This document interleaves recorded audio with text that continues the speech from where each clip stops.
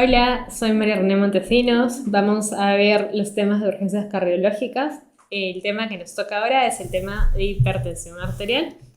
Así que vayamos por él. Vamos a ver un poco de epidemiología y definición. Es importante ver la epidemiología en esta patología. Les voy a explicar por qué. Factores de riesgo, diagnóstico, tratamiento y la referencia inmediata. La podemos manejar nosotros, lo veremos. Bueno, las definiciones han ido variando en el tiempo de acuerdo a las guías. Este es el libro de cardiología que utilizamos nosotros para nuestra formación. Establece que es más de 140-90. Sí, sin embargo, se ha establecido que a partir de 115-75 ya existe riesgo de stroke. Entonces, definitivamente es necesario hacer un control de la presión arterial. Por otro lado, la guía que salió este año sobre hipertensión arterial establece igual un valor de 140-90, pero la Academia Americana del Corazón establece 130-90. Lo que vamos a utilizar, y utiliza la mayoría de guías, es 140-90, así que nuestra exposición será basada en estos valores. A partir de los 16 años podemos usar esta tabla que ya la conocemos, ya van a tener en sus separatas. Es el valor óptimo de presión que tiene que ser menos 120-80, el normal, alta normal, el grado 1, grado 2, grado 3, hipertensión sistólica aislada y también hipertensión diastólica aislada. Esto todo tomado de esta nueva guía que recién fue actualizada. ¿Por qué es importante hablar de epidemiología? Porque la hipertensión arterial es uno de los principales factores de riesgo a nivel mundial para muchas cosas.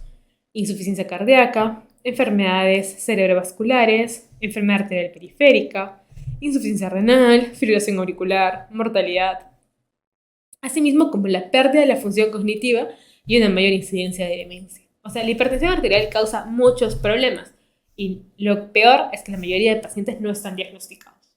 Y en nuestros centros poblados donde hagamos nuestros serums van a haber pacientes que nunca han sido evaluados por un médico, o al menos nunca les han medido la presión arterial, así que es importante.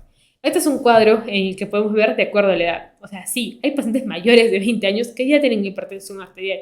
Como pueden ver, los varones tienen mayor prevalencia de hipertensión arterial hasta que son mayores de 75 años. Aquí, las mujeres tienen mayor prevalencia. Entonces es importante, incluso a las abuelitas, hacerles medición de presión arterial para poder descartar esta patología, ya que 1.000 millones de personas en el mundo tienen hipertensión arterial y, como les dije, la mayoría, hasta un 50%, no están diagnosticadas y requieren manejo. Por otro lado, aquí están las pacientes que están en tratamiento, en control y los que tienen conciencia de la enfermedad, un 87%. Mientras más adultos son, tienen más conciencia. ¿Por qué será esto? Porque puede ser que tengan complicaciones de la hipertensión arterial, por lo cual toman mayor cuidado con su salud y en la administración de medicamentos. En cambio, a menor edad, como que no tienen mucho en cuenta eso. Tratamiento igualmente. Mientras más mayores son las personas, tienen más tratamiento. Mientras más jóvenes son, a veces no reciben tratamiento. Y más controles tiene la población entre 40 y 59 años. Entonces, estas variables, esto que nos muestra la epidemiología, puede ser cambiado gracias al trabajo que puedes hacer en tu centro de salud para poder ayudar a esas personas a evitar todas las complicaciones que ya te comenté. Es importante tomar la presión arterial adecuadamente. La habitación debe estar tranquila. ¿Sí? El paciente debe estar en reposo 35 minutos. Hay que entrar todas las recomendaciones. No debe fumar una hora antes, no café, no ejercicio 30 minutos antes. Si ha venido caminando de su centro poblado, tenemos que hacerlo descansar un rato para medir la presión. Tenemos que hacer 3 mediciones con intervalo de 1 minuto. Promedio de las 2 últimas medidas. Pero debemos tomar en ambos brazos. Y el brazo que tenga mayor presión, ese va a ser nuestro brazo en el que hagamos el control. Sí, las presiones no deben tener una variación más de 10 a 15 milímetros de mercurio entre un brazo y otro. El paciente no debe conversar mientras le tomamos. El brazo debe estar apoyado a la altura del corazón. Debemos colocar el manguito en el brazo sin ropa. ¿Sí? No le pongan encima la ropa. Es una champa gruesa, le ponen el manguito. No es lo correcto. Debemos usar el tamaño del manguito adecuado. Las pies tienen que estar bien apoyadas en el piso. No cruzar las piernas. La vejiga tiene que estar vacía. El paciente tiene que ir al baño antes de que le midamos la presión. Y la espalda bien erguida. Es importante ver el tamaño del manguito, ya que este brazalete, si es más chiquito o es más grande, no va a medir adecuadamente la presión. Por otro lado, este manguito debe estar 2 centímetros por encima del ángulo del codo, del pliegue del brazo.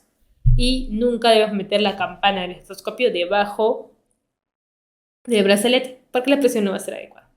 No olviden que la medida ideal es de 24 a 34 centímetros de brazalete, que tienen la mayoría de centros de salud. Así que no se preocupen por eso. Y si están malogrados su tensiómetro, tenemos que ver la forma de arreglarlo, porque esta es una patología muy frecuente y nos va a ayudar mucho identificar qué pacientes tienen hipertensión arterial para que puedan ser tratados adecuadamente. Las presiones van a variar. Definitivamente en la zona rural, los pacientes no van a tener control de presión arterial en su domicilio. Muy difícil, excepto que vayamos a visitarlos. Pero aún así hay la interferencia que somos médicos y se asustan y la presión puede subir. Entonces es muy difícil hacer monitoreo en casa, excepto que el paciente tenga la capacidad de tener su tensiómetro. Si lo tiene, genial, puede tenerlo y traer sus medidas de casa. Luego, la monitorización con mapa también no va a ser posible en el Serums, pero sí podemos hacerlo en consulta convencional, donde el valor es 140 a 190. Sí, y si es de forma automatizada, 135 a 85. Pero para no confundirnos, 140 90. ¿Qué riesgos influyen en que el paciente tenga peor pronóstico? Y es importante porque algunos pacientes van a requerir, bueno, lo ideal es dar terapia doble antihipertensiva, pero a veces solamente tenemos un tipo de antihipertensivo en el centro de salud y es difícil agregar otro. Y cuando tenemos que agregar otro, vamos a tener que referirlo a cardiología o a medicina interna del hospital más cercano. Entonces, ¿qué cosas nos van a hacer pensar en que tenemos que referir a nuestro paciente? Tenemos que haya una cifra de presión diferencial. Como les dije, máximo 15 milímetros de mercurio entre los brazos.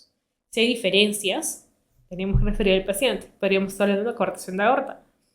¿Sí? La edad, a mayor edad, también requieren ser evaluados. Luego les voy a mostrar una calculadora muy interesante para que sepan también cuándo referir a su paciente. Si el paciente fuma, porque tiene alto riesgo de tener enfermedad coronaria, va a necesitar un manejo más especializado. Si tiene dislipidemia, un LDL más de 115, hay centros de salud que tienen perfil lipídico, entonces por ahí nos sirve eso. O que ya tienen intolerancia a la glucosa, son diabéticos, antecedente de enfermedad cardiovascular prematura. ¿Y qué quiere decir esto? Que ha tenido un familiar de primer grado que ha tenido enfermedad coronaria o cardiovascular menor de 50 años. Algunos dicen menor de 55. Así que vamos a poner de 50 a 55 años. Si mi papá ha tenido una enfermedad cardiovascular, un evento cardiovascular menos de 50 años, yo soy una paciente de alto riesgo. Entonces tenemos que tener en cuenta eso. Obesidad abdominal, o ya tengamos daño de órgano blanco.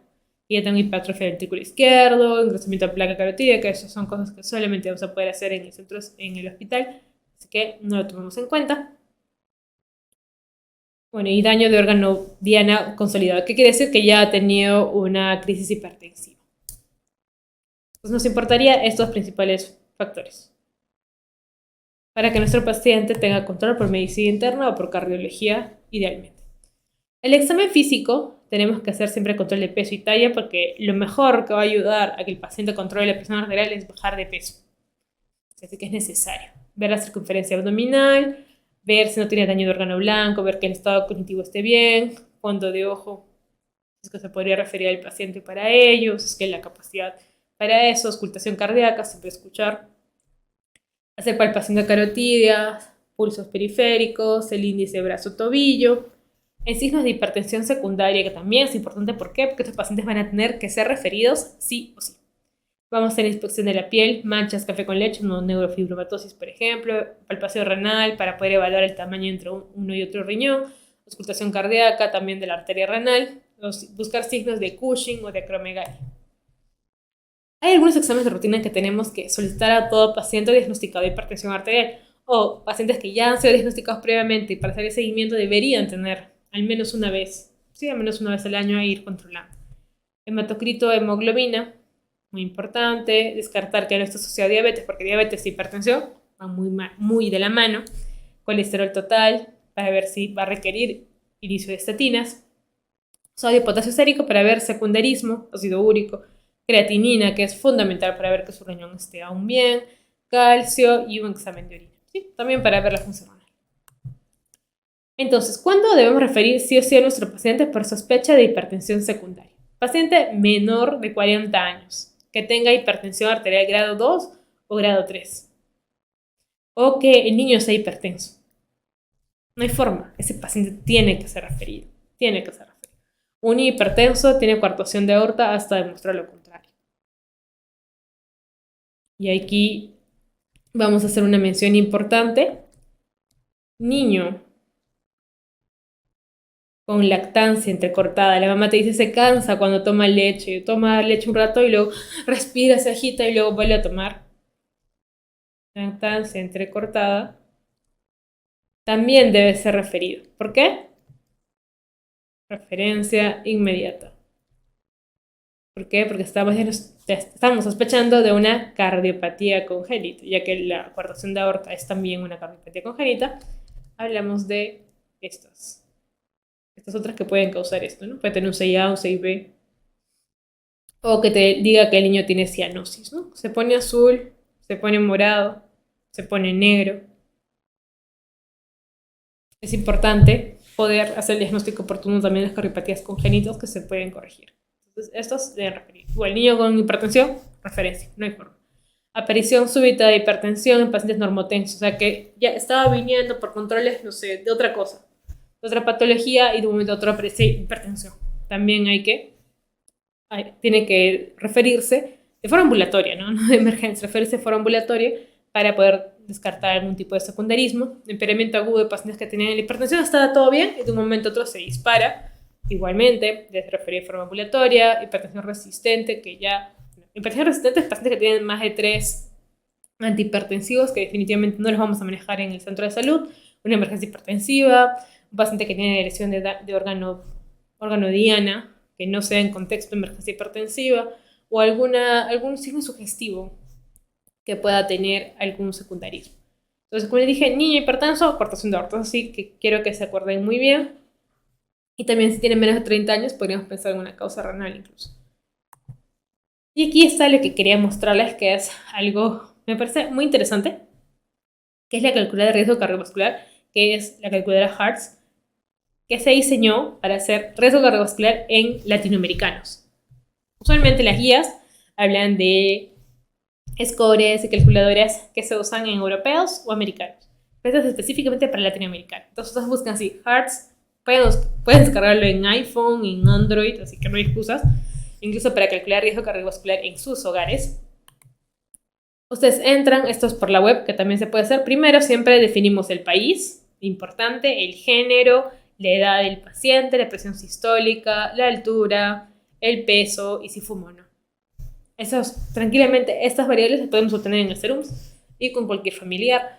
Entonces, esto nos sirve para calcular. Le damos calcular aquí. Le damos clic y nos aparece el riesgo cardiovascular.